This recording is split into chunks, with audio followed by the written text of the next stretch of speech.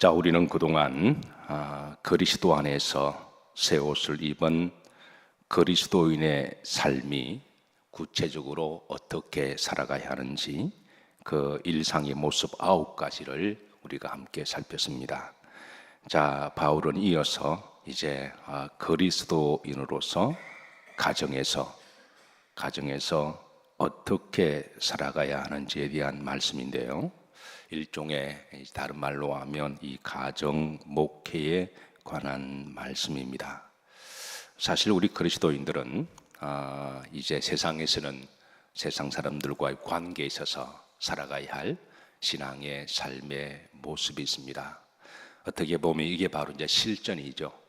교회에서 우리가 생활하는 모습은 우리가 훈련받는다라고 생각한다면 정말 실존의 삶은 이제 세상 속에서 우리가 믿지 않는 사람들에게 살아가는 모습이 진짜 그리스도인들의 삶의 모습입니다. 또 그렇게 살아갈 때에 세상 사람들이 보고 비교 분석하고 예수님을 믿는 사람들은 세상 사람들과 다른 사람이다 라고 인식하게 되고 또 그런 삶이 또 복음의 씨앗이 되고 복음의 통로가 되는 것이죠. 또 뿐만 아니라 이제 정말 중요한 삶의 필드가 있는데요. 그건 바로 가정입니다. 그래서 하나님은 우리 그리스도인들이 가정 안에서 그리스도인으로서 어떻게 살아가야 할지 영적인 지침을 주고 있습니다. 하나님이 천지를 창조하시고 이제 가장 먼저 세우신 거룩한 공동체 두 곳이 있는데 첫 번째는 바로 신앙의 공동체죠. 하나님이 창조하시고 하나님이 아담을 만드시고 그리고 하와를 만드시고 서로 신앙 안에서 하나님이 직접 주례하시고 그렇게 해서 이제 하나님이 신앙적인 말씀을 주셔서 그래서 이제 신앙의 공동체의 첫 번째를 창세기 1장과 2장에 알려주시고 또 이는 곧 가정 공동체가 되게 하셨습니다. 그래서 하나님이 세우신 이제 허락하신 최초의 공동체는 바로 이제 신앙 공동체고 가정 공동체고 그리고 하나님은 이 공동체를 두 기반으로 해서 하나님을 믿는 사람들이 정말 행복하게 살아가기를 원하세요. 정말 기쁘게 살아가기를 원하십니다. 실제로 우리가 신앙생활을 건강하게 잘하면 하나님은 건강한 삶이 되게 하시고 그리고 행복하게 살아가게 하시고 또 그곳에 기쁨의 샘의 권원이 되게 하시고 하나님이 그 복을 누리게 하시는 복을 주실 줄로 믿으시기를 바랍니다. 러시아의 무노 톨스토이는 이렇게 말했습니다. 가정에서 행복을 얻을 수 없다면 어디에서도 행복을 얻을 수가 없다라고 이제 말을 했고요. 영국의 철학자 토마스 무어는 사람은 그가 필요로 하는 것을 찾기 위해서 온 세상을 헤매고 여행하다가 결국 마지막은 집에서 찾게 된다라고 말하므로 가정의 중요성을 그렇게 알려주고 있죠. 위대한 역사의 인물보다도 성경은 더 많이 더 강하게 가정 목회에 대해서 그 중요성을 강조하고 있는데요. 그래서 사랑하는 성도 여러분, 우리 그리스도인들이 기도하시겠지만 늘 가정을 위해서 기도하셔야 되고 또 무엇보다도 가정 목회가 성공하도록 노력도 하셔야 되고 그리고 가정에서 마귀의 영이 역사하지 못하도록 가정을 지키시고 시편에 보면 여호와께서 가정을 지키지 아니하시면 세우는 자의 수고하는 자의 수고가 뭐하도다 헛되도다 그렇게 말씀하시므로 그래서 가정이 매우 중요함을 우리들에게 알려주고 있어요. 그래서 오늘 이제 말씀은 원래 21절까지 말씀인데 이제 다음 주에 이어서 보도록 하고 오늘은 가장 이제 가정의 근원의 기초가 되는 이제 두 사람에 대한 말씀인데요. 먼저 18절입니다. 먼저 아내들에게 주시는 말씀입니다. 합독합니다. 아내들아 남편에게 복종하라. 이는 주 안에서 뭐하니라 마땅하니라 그랬습니다. 자, 아내들에게 남편을 향하여 뭐 하라 그러나요? 복종하라. 혹시 특별히 여성 인권 운동이나 여성 해방주의자들이 여기에 대해서 반감을 가지고 있는데요. 저는 이 말씀에 반감을 가지지 않기를 주의 이름으로 기도합니다. 아내들은 남편들에게 뭐 하라고요? 복종하라 합니다. 남편이 복종의 자격이 있어서 없어서 그런 개념이 아니라 하나님 일단 아내가 가져야 될 그리스도인으로서입니다. 그리스도인으로서 신앙인으로서 가져야 될 자세가 있다면 기본적으로 어떤 마음이라고요? 복종하라. 이것이 후름질어 보면 누구 안에서? 주 안에서 마다고요? 마땅하다라는 거예요. 이거는 마땅하다는 것은 옳은 일이라는 것이죠. 또 그만큼 합당한 일이고 그만큼 가치 있는 일이라고 하는 것이죠.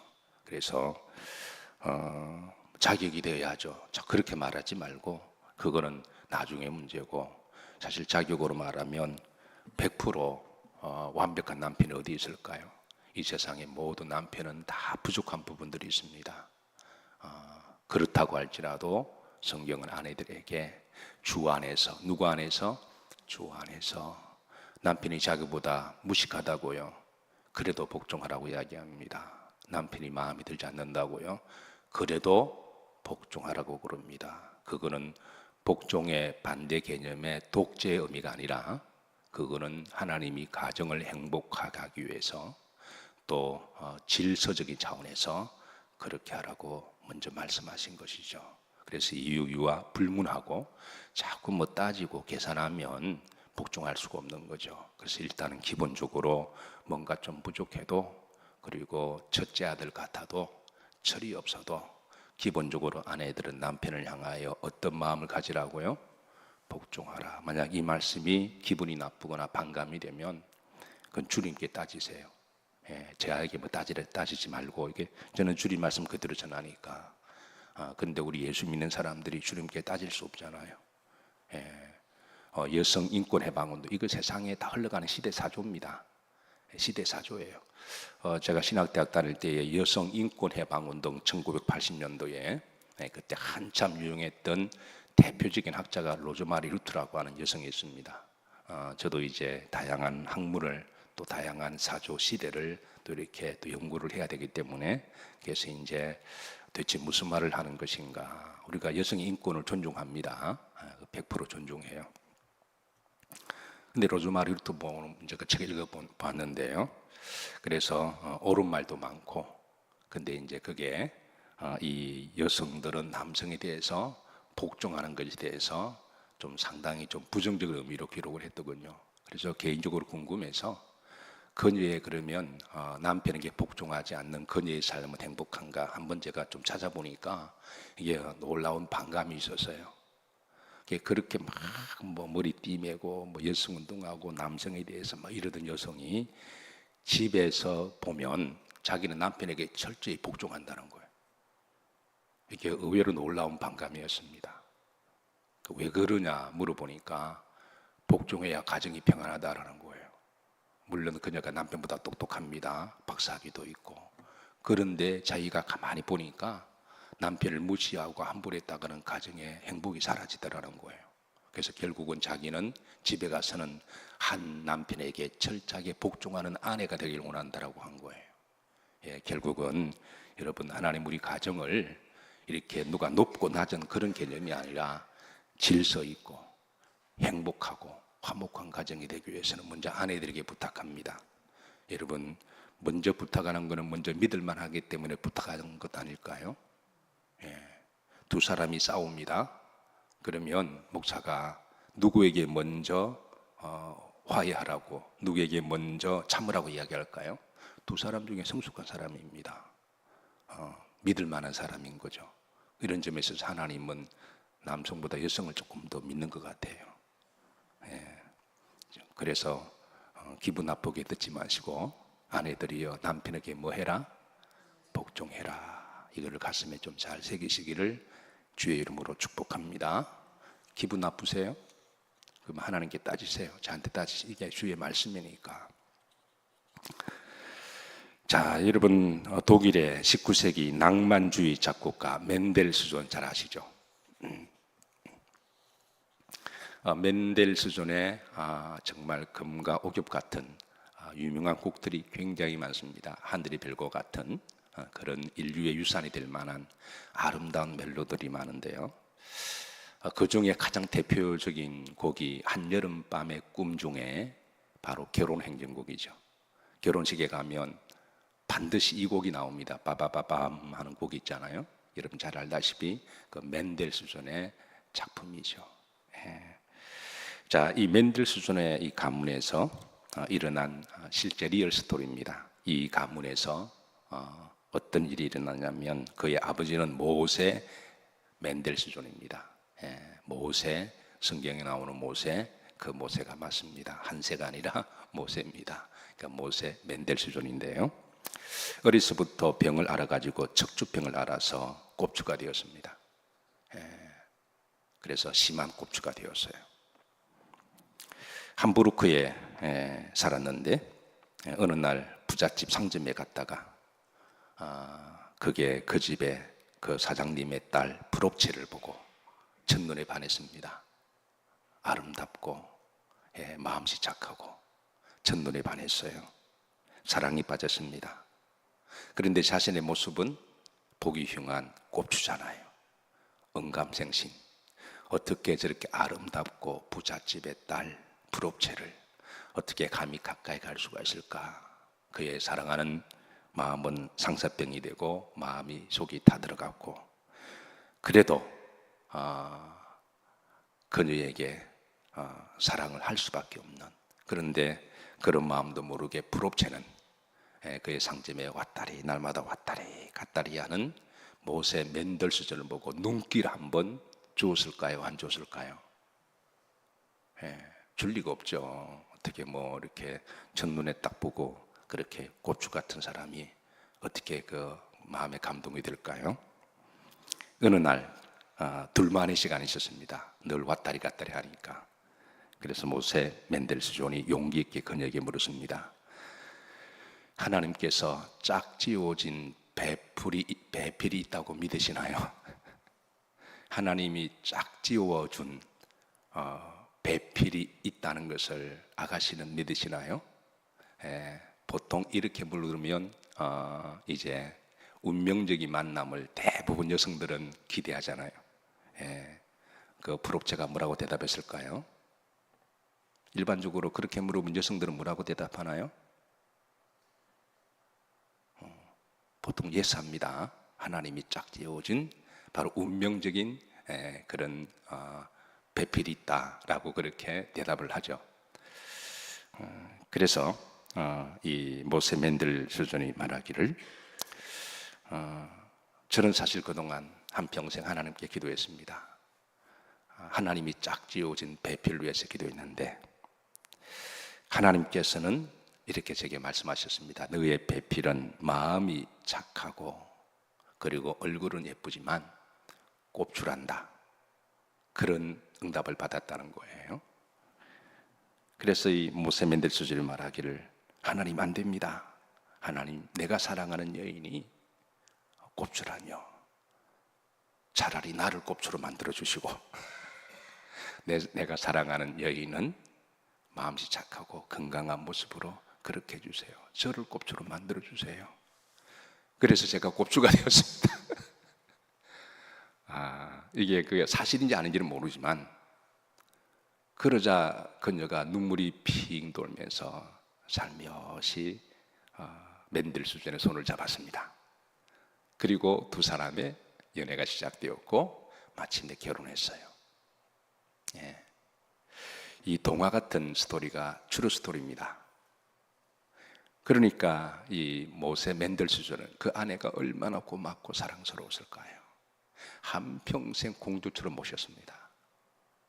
그리고 브롭체는 비록 남편의 모습이 꼽주였지만 하나님이 짝지어진 베풀임을 믿고 남편에게 한평생 복종했습니다. 하나님 이 가정을 복되게 하셔서 이 부부 사이에 태어난 아들이 바로 멘델스존입니다. 하나님이 그 가문에 복을 주신 거예요. 가문에 인물이 나게 하셨습니다. 그래서 하나님께서는 이렇게 믿음의 가정을 축복하시는데 그 믿음의 가정에 주신 첫 번째 복은 저는 화목과 평안이라고 믿어요. 부부의 사랑이라고 믿습니다. 그리고 이제 그 다음에 하나님이 그런 부부의 아름다운 신앙과 사랑의 모습을 통하여 자녀들이 믿음으로 잘 자라지 않을까요? 왜? 그게 본이니까, 그게 거울이니까. 만약에 교회를 다닌다고 하면서도 부모를 통해서 신앙이 이중적인 모습을 본다면 아이들이 제일 먼저 신앙의 효율을 가지게 되는 거거든요. 그거 제일 먼저 날마다 보는 거니까. 그런데 부부가 신앙의 본을 보이면 아이들은 그렇지 않습니다. 그래서 가끔 어떤 부모들은 교회에서 아이들의 신앙을 잡아주기를 원합니다. 물론 반은 맞고 반은 틀린 말이에요. 교회에서 아이들을 위해서 기도하고 말씀을 가르치고 교사들이 사랑과 헌신을 통해서 신앙의 본을 보여주고 가르치는 건 매우 중요합니다. 그러나 그 이전에는 먼저 가정에서 본을 보여줘야 돼요. 그래서 아이들의 1차적인 신앙의 성장의 롤 모델은 가정이다. 이런 점에 있어서 이제 부부는 가정 목회를 잘해야 됩니다. 일단 부부지간도 마찬가지고요. 자, 이게 이제 첫 번째 하나님 먼저 아내에게 주시는 말씀입니다. 아내들이요, 남편들에게 뭐 해라? 복종하라. 그리고 누구 안에서? 주 안에서. 이렇게 하는 것이 마땅하다. 자꾸 세상의 사조, 이념, 세상의 트렌드 그런 거 따지지 마세요. 참고만 하시고 어차피 세상의 트렌드는 바뀝니다. 바뀌어요. 그러나 영원한 것은 하나님의 진리의 말씀이거든요. 자, 이제 두 번째 남편들에게 주시는 말씀입니다. 남편들이 이제 각오하세요. 이제는 마음에 아내들이 마음이 조금 복종에 대해서 조금 그러셔야 돼요. 이제 남편들에게 주시는 말씀입니다. 자, 우선 기본적으로 남편에게 두 가지 말씀을 주십니다. 아내들에게는 한 가지밖에 안 주십니다. 그냥 복종하라. 아내들은 그 인간에게 복종만 잘하면 돼요. 마음에 안 들어도 자격이 안 돼도 무식해도 일단 복종만 하면 돼요. 속으로 더럽다 그러면 치석을 다 복종하면 됩니다. 속으로 그렇게 하면 안 되겠지만, 자, 두 가지인데 첫 번째 19절입니다. 합독합니다. 남편들아 아내를 사랑하며 뭐 하지 말라 괴롭게. 이게 두 가지입니다. 첫 번째는 사랑입니다. 여러분, 복종의 반대 개념이 뭘까요? 사람들은 독재라고 생각합니다. 근데 하나님은 남편들에게 복종하는 아내에게 독재하라고 말하지 않습니다. 우리가 오해하면 안 돼요. 아내가 정말 심성도 좋고 믿음이 좋아서 하나님 말씀대로 복종하면 그 남편은 복종하는 아내를 향하여 뭐 하라고요? 사랑하라는 거예요. 여러분, 복종이 어려울까요? 사랑이 어려울까요? 어느 게 더 어려울까요? 사실 복종은 복종하면 돼요. 근데 사랑은 더 힘듭니다. 여러분, 선배와 후배와의 관계에 있어서 또 나이 많은 사람과 적은 사람이 있어서 누가 더 관계가 어려울까요? 선배가 처신하기 좋을까요? 후배가 처신하기 좋을까요? 여러분, 철없는 사람은 자꾸 후배라고 그러는데 나이 적은 사람, 나이 많은 사람, 선배가 더 힘듭니다. 왜냐하면 후배나 나이 적은 사람은 선배나 나이 많은 사람에게 그냥 존중만 해주면 돼요. 복종만 해주면 됩니다. 근데 선배나 어른들은요, 복종하는 존중해주는 후배들이나 나이 적은 사람을 위해서 막 나이로 계급으로 누르는 게 아니라 사랑으로 드려야 됩니다. 밥값도 내줘야 되고요, 말도 좀 적게 하고 들어줘야 되고요, 그리고 뭐든 본이 되어야 되고요. 인격적으로 여러분, 선배들이 하는 처신이 훨씬 더 어렵습니다. 마찬가지로 아내와 남편에게 있어서 성경은 누가 더 많은 이제 성숙을 요구할까요? 그건 남편입니다. 아내들은 남편들에게 뭐만 하면 된다고요? 뭐 복종만 하면 돼요. 빨래하라 그러면 뭐 요즘 나만 하냐 그러지 말고 그냥 빨래하면 돼요. 밥 먹자 그러면 밥상 차리면 돼요. 요즘 시대에 뭐 밥 하냐 이렇게 하지 말고 그냥 하라 그러면 하면 돼요. 해주면 고맙고 남편이 밥하면 고맙고. 근데 여자들은 남편에게 뭐만 하면 된다고요? 그냥 복종만 하면 돼요. 속에 마음에 안 들어도 우리 여성들 따라합니다. 복종만 하자. 속으로 뭘 하더라도. 근데 말은 하면 안 돼요. 일단 복종만 하자. 근데 이제 복종을 받은 남성들의 자격은 독재가 아니라 뭐라고요? 사랑으로 갚아야 된다라는 거. 이게 더 훨씬 더 높은 인격과 그리고 성숙을 요구합니다. 아내를 사랑하라고 합니다. 예, 사랑이 더 힘듭니다. 더 높은 수준의 인격이 필요한 거죠. 자, 두 번째입니다. 아내를 뭐 하지 말라? 괴롭게 하지 마라. 예, 남편들은 아내를 이 괴롭게 하라는 말은 정신적으로 육체적인 걸 다 포함하거든요. 기본적으로 힘세다고 해서 절대 손찌검하지 말라는 거예요. 그러면 정말 못난 남편이고 그거는 자격이 없는 남편입니다. 기본적으로 많은 남자들이 결혼하고 나서 힘이 세다 보니까 그래 자기도 모르게 막 손이 올라가면 뭘 하지 말라는 거예요. 예, 그렇게 하면 나중에 화가 있을 겁니다. 나중에 반드시 화가 있어요. 그래서 첫 번째 뭐 하지 마라? 절대 괴롭게 하지 마라. 힘들게 하지 마라. 육체적으로도 또 뭐로도 정신적으로도 절대 아내를 그렇게 하지 마라. 이게 성경이 주시는 말씀입니다. 베드로전서 3장 7절에 보시면 자 여기에 대해서 이제 이렇게 가정 목회 지침을 줍니다. 합독합니다. 남편들아 이와 같이 지식을 따라 너희 아내와 동거하고 그를 더 연약한 그릇이요 또 생명의 은혜로 함께 이어받을 자로 알아. 어떻게 여기라? 귀히 여기라. 연약한 그릇이라고 알려주십니다.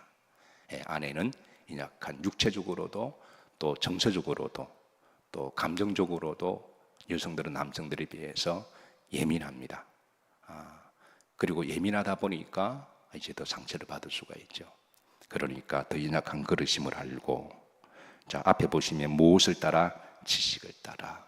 그래서 남편들도 아내에 대해서 공부를 많이 하라는 거예요. 예, 그래서 똑같은 인간이지만 여성은 다른 인간입니다. 예, 남자들은 여성을 같이 생각하면 안 되고 그래서 다른 인간입니다. 종 자체가 달라요.